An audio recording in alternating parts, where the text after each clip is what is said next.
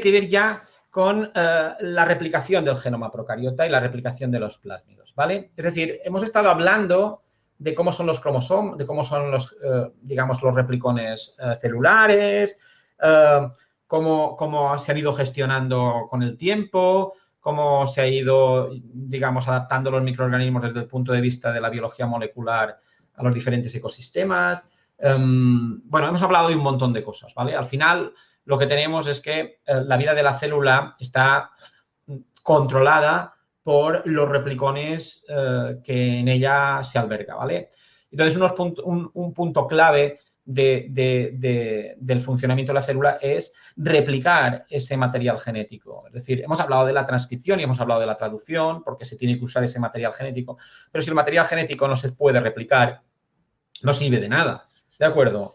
Por tanto, teníamos que dedicarle un cierto espacio de tiempo a la replicación.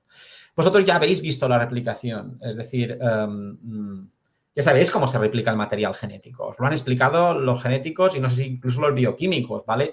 Yo no voy a explicaros de nuevo cómo se replica el material genético. No voy a explicaros cómo funciona la ADN polimerasa 1, no voy a explicaros qué es lo de los fragmentos de Okazaki. Habrá una figura para recordar eso, pero no, yo os voy a hablar de aspectos muy concretos de la replicación del genoma procariota y de la replicación de los plásmidos, ¿de acuerdo? La presentación no es extensiva, es breve, puede ser que sea intensa, pero os marcaré los puntos importantes que un microbiólogo tiene que controlar, además de controlar, obviamente, cómo funciona la ADN polimerasa 1. ¿De acuerdo? Es decir, esto es esencial. Es decir, hay una serie de cosas que son esenciales no solo para la microbiología, para la bioquímica o para la biología celular. Es decir, un señor que le gusta la botánica tiene que saber perfectamente cómo funciona una DNA polimerasa. ¿De acuerdo? Igual que un señor que le gusta la microbiología tiene que saber cómo funciona una planta. ¿Vale?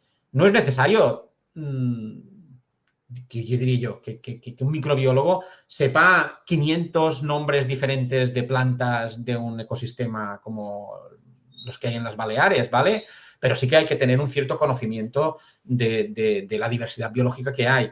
Y un botánico pues tiene que saber cómo se replica el material genético porque es la base de la vida de la célula, ¿de acuerdo? Bueno, pues estas cosas que son básicas las doy por sabidas, ¿vale? Las doy por controladas y más para los que van a dedicarse a la experimentación de laboratorio a nivel de biología celular, bioquímica, microbiología, genética, etcétera, etcétera, ¿de acuerdo? Bien, vamos a dar una serie de pinceladas específicas para la replicación de procariotas, tanto a nivel genómico, bueno, tanto a nivel cromosómico como a nivel plasmídico, ¿vale? Venga. Entonces, lo primero es dónde se inicia todo, ¿vale?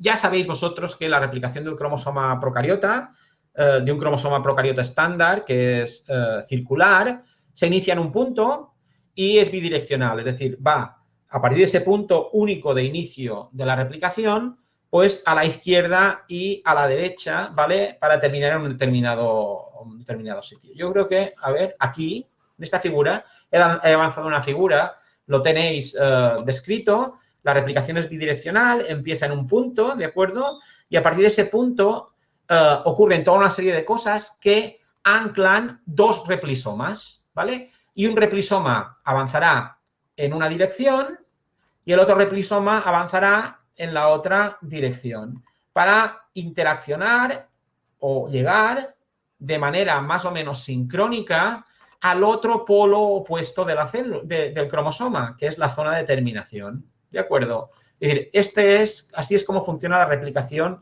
del cromosoma procariota. Se inicia en un solo punto, es bidireccional y termina en la zona de terminación o zona T. ¿De acuerdo? Vale.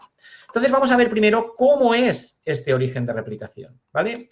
Este origen de replicación lo tenemos aquí, el de Escherichia coli, solo tiene 300 nucleótidos. Es decir, de los 4,5 millones de pares de bases de Escherichia coli, solo 300 definen o marcan el punto de inicio de la replicación, ¿vale? Estos 300 son únicos para el cromosoma de Escherichia coli. Y todos los microorganismos tienen un origen de replicación en su cromosoma y en todos los microorganismos ese origen de replicación es único y es muy parecido al de Escherichia coli porque la maquinaria de replicación de todos los procariotas es la misma. Es verdad que hay pequeñas diferencias entre ellos, ¿vale? Pero el esquema y los elementos que intervienen en ella son la misma. ¿De qué consta este origen de replicación? ¿Vale? Bueno, pues aquí están marcadas las estructuras que son importantes, ¿vale? Entonces, fijaros.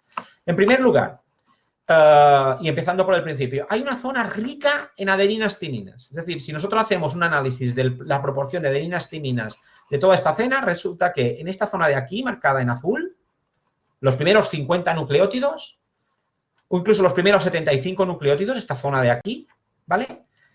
Tiene un porcentaje de adeninas timinas elevadísimo en comparación al resto, ¿vale? Esta es la primera cosa, empezando de la izquierda, que quiero mencionar. Segunda cosa importante, hay toda una serie de dominios, que son estos marcados en amarillo, ¿vale?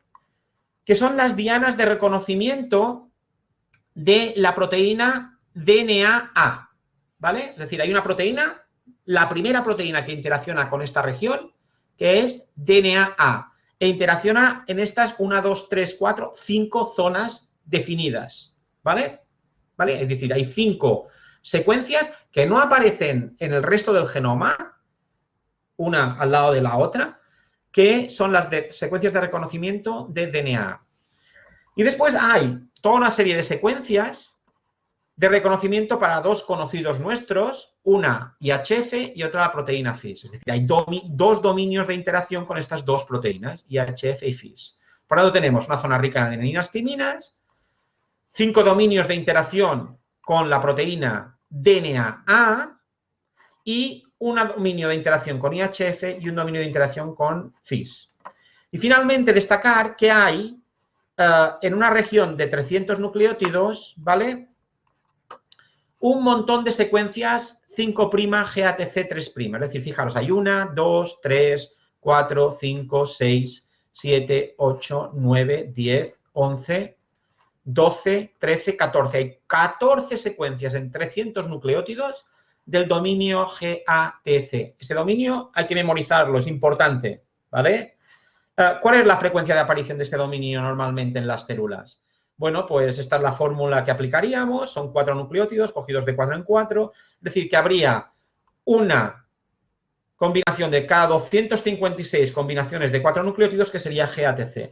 En todo este espacio al azar deberíamos esperar 1, máximo 2 dominios GATC y sin embargo encontramos 14.